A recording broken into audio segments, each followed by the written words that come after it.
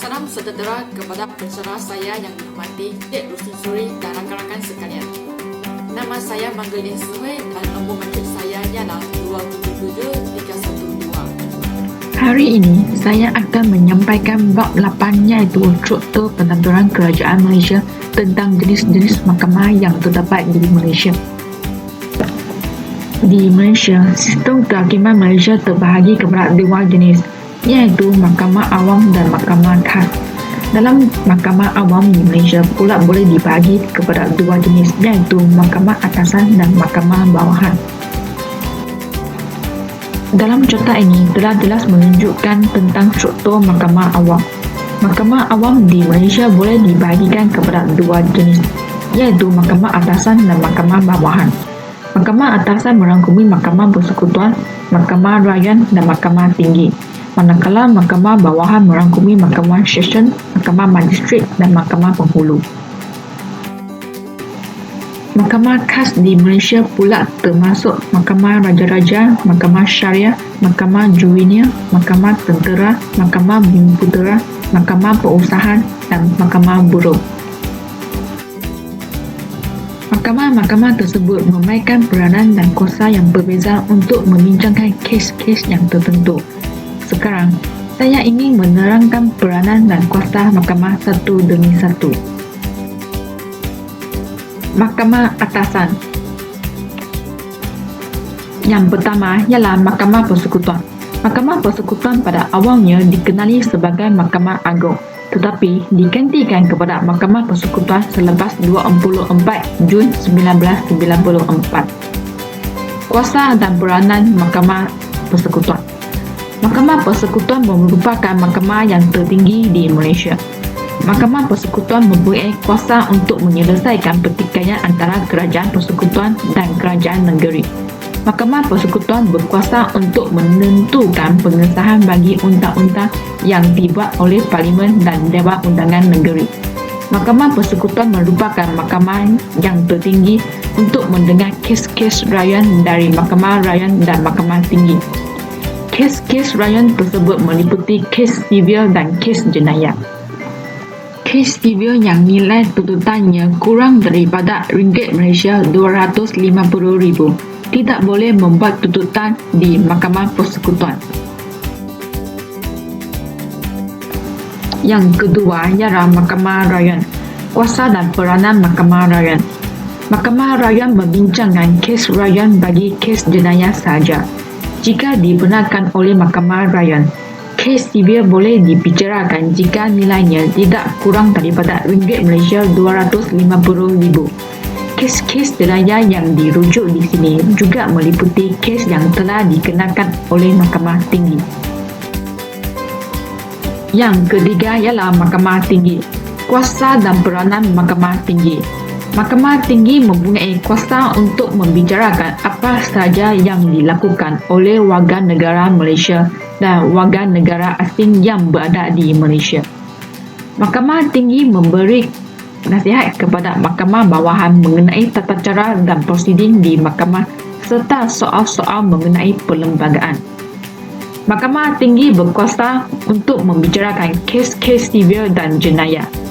Kes sivil melibatkan hal penjagaan kanak-kanak, orang tidak siuman, wasat, perkahwinan serta penceraian bagi bukan Muslim dan kemuflisan.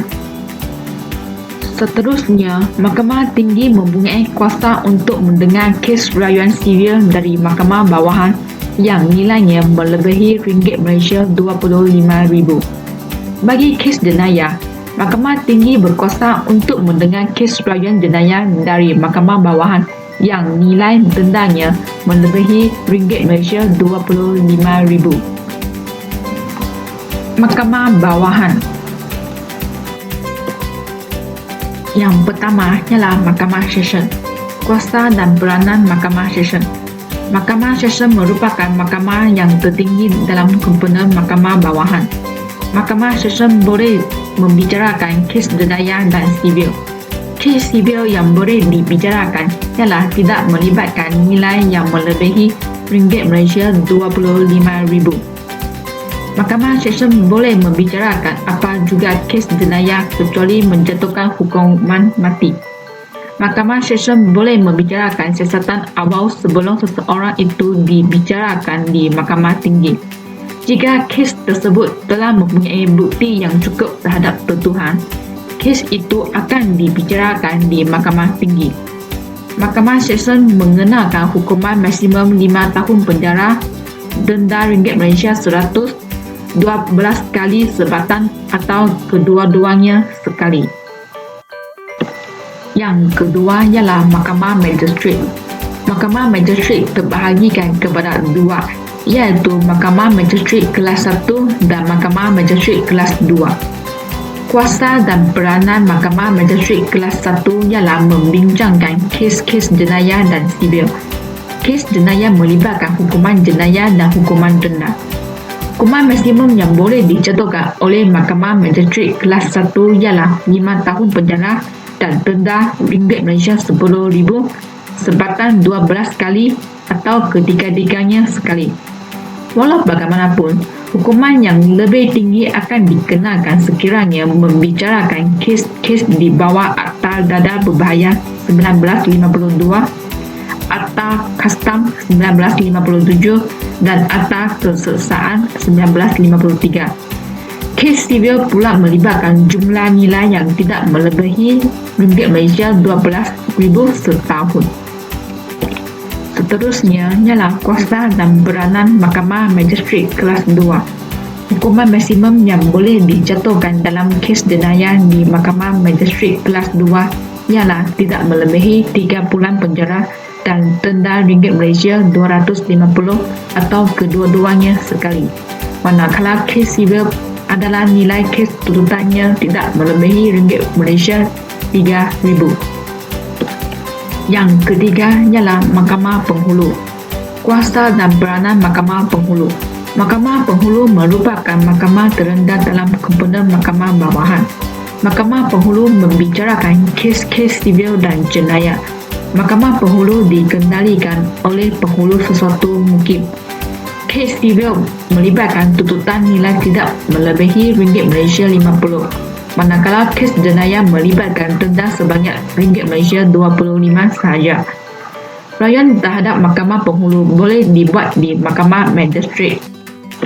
Carta ini jelas menunjukkan urutan kuasa mahkamah. Yang terendah ialah Mahkamah Penghulu, seterusnya Mahkamah Magistrate, Mahkamah Seksyen, Mahkamah Tinggi, Mahkamah Rayuan dan yang tertinggi ialah Mahkamah Persekutuan. Mahkamah Khas. Yang pertama ialah Mahkamah Raja-Raja. Kuasa dan peranan Mahkamah Raja-Raja. Mahkamah Raja-Raja membicarakan kesalahan yang di-Pertuan Agong dan Sultan dalam kes sivil dan kes jenayah yang dilakukan di Persekutuan. Tindakan akan dikenakan terhadap yang di-Pertuan Agong atau Sultan setelah mendapat keizinan daripada Peguam Negara. Yang kedua ialah Mahkamah Syariah. Kuasa dan peranan Mahkamah Syariah ialah mengandari umat Islam. Mahkamah Syariah membicarakan kes-kes sivil dan jenayah. Kes sivil ialah nafkah dan tangkapan perkahwinan, penceraian, wasat, wakaf, pembahagian harta dan sebagainya. Manakala kes jenayah ialah berjudi, zina, tidak berpuasa, ajaran sesat, berkhawat, penderaan terhadap isteri atau anak, minum minuman keras dan tidak menunaikan zakat serta fitrah.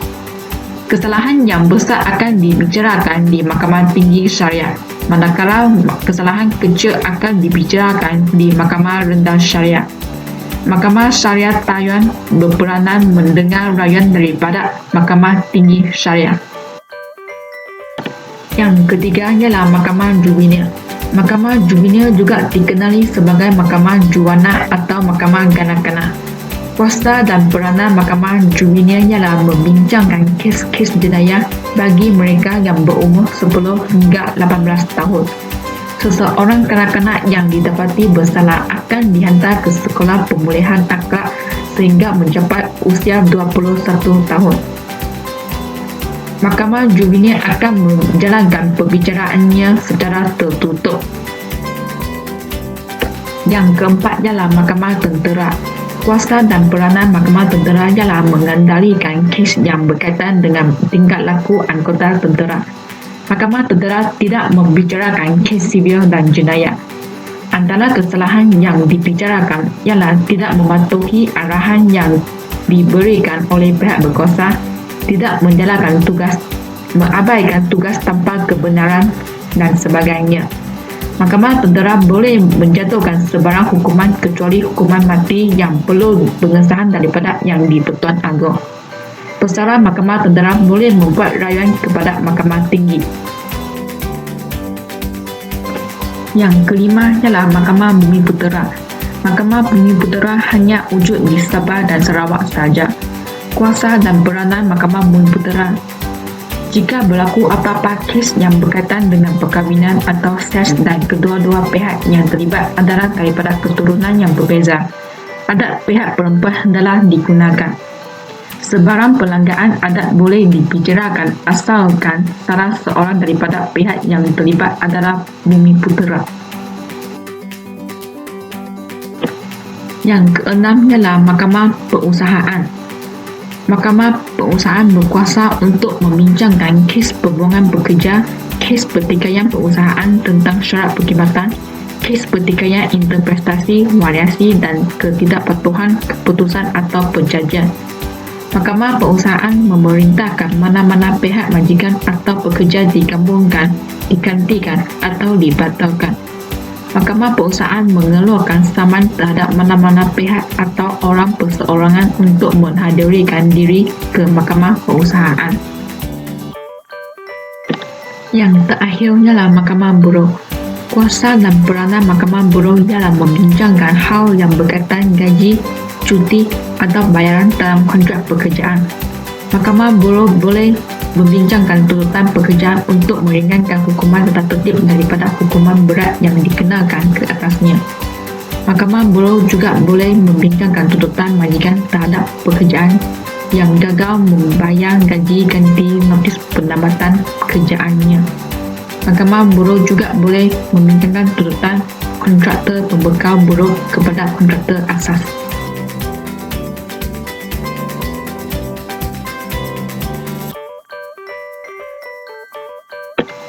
Kesimpulannya, Malaysia mempunyai dua jenis mahkamah, iaitu Mahkamah Awam dan Mahkamah Khas. Mahkamah-mahkamah tersebut memainkan peranan yang berbeza untuk membincangkan kes-kes yang tertentu. Kewujudan mahkamah di Malaysia adalah untuk memastikan keadilan dan hak asasi rakyat Malaysia. Itu saja pengetahuan yang boleh saya berkongsi kepada semua tentang bab 8, iaitu struktur pentadbiran kerajaan Malaysia tentang jenis-jenis mahkamah yang terdapat di Malaysia.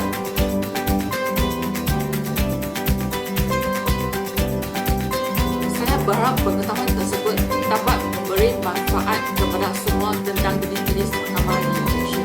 Saya juga berharap pengetahuan tersebut dapat membantu semua lebih jelas dan fahami tentang peranan dan kuasa mahkamah-mahkamah di Malaysia. Sekian, terima kasih.